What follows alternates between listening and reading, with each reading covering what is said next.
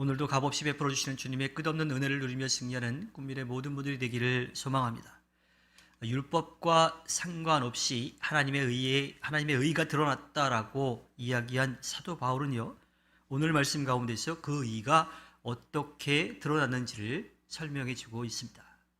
사도 바울은 로마서 1장 18절부터 시작해가지고요, 3장 20절까지 공들여서 이야기한 의롭게 하시는 하나님에 대해서 23절에서 딱 한 문장으로 요약하지요. 모든 사람이 죄를 범하였습니다. 그래서 하나님은 하나님의 영광에 못 미치는 처지에 놓여 있습니다. 이것은 율법을 알고 철저하게 지켜온 유대인들이나 율법은 모르지만 정직하게 선하게 살아온 이방인들이나 상관없이 모두가 다 그렇게 하나님의 의에 미치지 못하는 상태에 놓여 있다라고 하는 이야기입니다. 존재 자체가 죄로 물들어 있을 뿐만 아니라 그의 삶, 생각, 행동, 말이 전부 다 죄의 지배를 받고 있다라고 하는 거예요. 그래서 어느 누구도 하나님 앞에 설 수 있는 존재가 되지 못한다라고 이야기하고 있습니다. 이 운명으로부터 스스로 구할 수 있는 사람은 아무도 없어요. 스스로 하나님 앞에 나아갈 수 있는 존재가 없다라고 하는 거예요. 우리 같은 경우는 작은 질병들, 요즘 감기는 좀 다르긴 하지만 예전에 감기 같은 것들은 웬만하면 좀 이겨내잖아요. 그런데 그 감기가 심해지고 또 다른 질병들이, 큰 질병들이 생기면요, 스스로 그것을 치유하지 못해서 의사의 도움을 받아야만 합니다. 그와 마찬가지로 인간의 죄성은 스스로 문제를 해결할 수 있는 상태가 아니, 누군가가 치료해 주시고 받아줘야 그 죄가 용서받을 수 있는 거지. 일생 동안 죄의 힘에 속박되어서 죄 안에서 살면서 죄를 즐기다가 마지막 때에 하나님의 심판을 받을 수밖에 없는 그러한 존재로 살아가고 있다라고 하는 거예요. 그런데 그 인간의 삶이 바뀌는 순간이 왔습니다. 사실 인간은 그 죄를 지으면서도 한편으로는 하나님께로 돌아가야 된다라고 하는 그러한 마음도 함께 가지고 있어요. 사실 이것이 인간이 처한 실존적 딜레마인 거지요. 죄상에 물들어서 죄를 탐하며 살고 있기도 하지만 여전히 하나님의 형상의 한 조각이 남아있어서 내가 잘못하고 있다, 하나님께로 돌아가야 된다라고 하는 그러한 마음들을 가지고 있다라고 하는 거예요. 그런데 스스로 돌아갈 수는 없어요. 이러한 상황에 처해 있는 인간에 대한 하나님의 선택은 구원이라고 하는 겁니다. 이 구원을 뜻하는 헬라어는요, 몸값을 치르고 노예를 해방시키거나 감옥에 갇혀 있는 사람을 자유롭게 해주는 그 뜻이 담겨 있어요.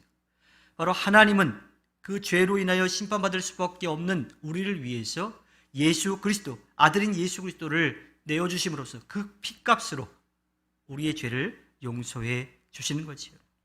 그리스도 예수 안에서 얻는 구원이라고 하는 그 말은 그리스도 예수가 우리의 몸값을 지불해 주셔서 우리가 자유하게 되었다라고 하는 겁니다. 죄와 죽음의 속박에서, 그 심판의 속박에서 벗어나게 됐다라고 하는 거예요. 하나님의 아들의 값비싼 생명이 우리의 몸값이 되어주신 거지요. 그렇다면 그 몸값을 누구에게 치렀을까요?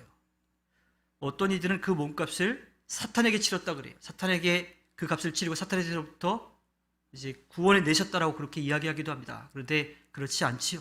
하나님께 치른 거예요. 인간의 죄에 대한 하나님의 진노를 예수 그리스도께서 대신 짊어지심으로써 그 값을 하나님께 치르고 하나님 앞에 설 수 있도록 한 거예요. 그것은 마치 자신에게 행한 자녀의 잘못을 해결하기 위해서 자신의 생명을 내어준 부모의 선택과 같다고 할 수 있죠.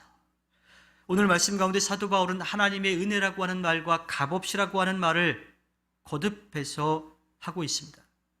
이 모든 것이 하나님의 전적인 선택에 의해서 이루어졌다라고 하는 것을 말하고 있지요. 하나님께서 아들인 예수 그리스도를 통해서 구원하신 이유는 전적으로 하나님의 사랑 때문입니다. 하나님께서 그렇게 하도록 우리 편에서 한 건 아무것도 없어요. 우리 편에서 한 것이라고 하는 것은 심판받을 일밖에 없는 거지요. 인간은 오직 스스로 구원할 수 없을 정도로 희망이 없는 그러한 상황에 처해 있었을 뿐이었습니다. 사실 그러한 상태에 있을 때 하나님의 공의는 심판하라고 하지만 하나님의 사랑은 용서해 줄 수 있도록 그 책임을, 그 죄값을 아들인 예수에게 짊어지게 하신 겁니다. 그것이 바로 십자가의 사랑이고요.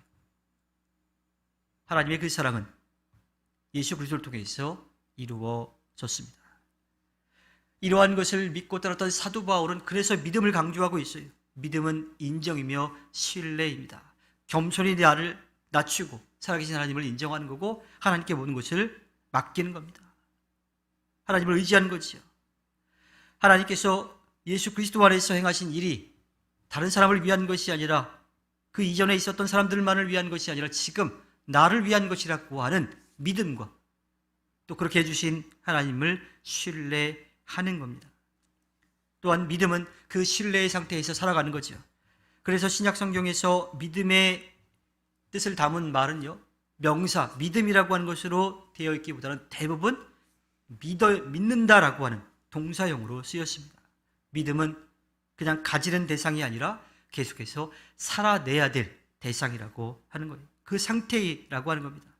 그렇게 살아가려고 노력할 때 하나님께서 우리를 의롭다고 인정해 주십니다. 또 그렇게 우리에게 값없이 베풀으신 은혜를 통하여서 우리가 하나님 앞에 나아갈 수 있게 됐어요. 하나님의 영광에 이를 수 있도록 해준 겁니다. 그래서 이 땅을 사는 동안 하나님을 아빠, 아버지라고 모든 것을 믿고 맡기며 의지하는 존재라고 부르고 또 그렇게 살아갈 수 있는 거죠. 그렇게 하나님과의 관계가, 사랑의 관계가 우리에게 회복되면 우리의 죄성이 치유되고 거룩한 변화를 조금씩이지만 이루어가게 됩니다. 그렇게 살아가다가 하나님께서 이 땅에서 허락해 주신 삶의 모든 순간을 마치고 나면 하나님의 영광에 이르게 되고요. 새하늘과 새 땅에서 예수 그리스도의 부활에 참여해 영원한 삶을 살아가게 됩니다. 그것이 바로 하나님의 영광에 참여하는 거지요. 주님께서 허락해 주신 오늘 하루를 살아갈 때 우리를 사랑하셔서 우리를 구원하시려는 주님의 끝없는 은혜를 누리며 것을 전하며 주님께 기쁨을 드리는 꿈미래 모든 분들이 되기를 주님의 이름으로 부탁드립니다. 기도하겠습니다.